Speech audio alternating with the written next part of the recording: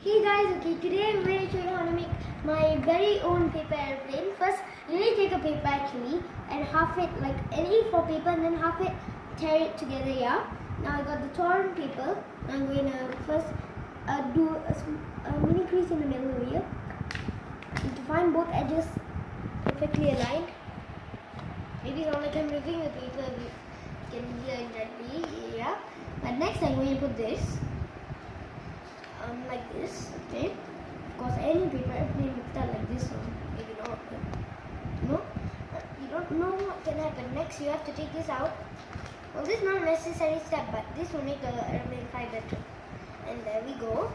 You have to make triangles with it.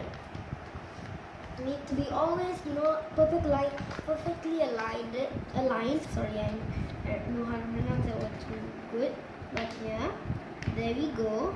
Okay. So now we need to fold this down. You can fold it to over here, but I think so today I'm going to here. Then you need to fold this like that, right to the middle line, like this. So it's going to be a little bit hard sometimes, but you'll get it. Then you need to do it like this, and then fold the wings. Of course, you can't have a airplane without wings, of course, yeah. And there we go, we have a plane. Now I'm going to show you a flight. That's quite good. Actually, it's quite, if you throw it in a place with no space, you can actually, it can fly up. And this is one more flight.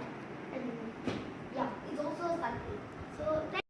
So guys, here's one more flight. I just want to show you. And just now I just tested it out and it worked quite well. So I'm going to start from over here. 3, 2, 1.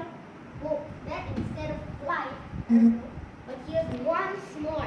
3, 2, 1. Well, oh! That actually flew well. Okay, thanks for watching guys. Please subscribe.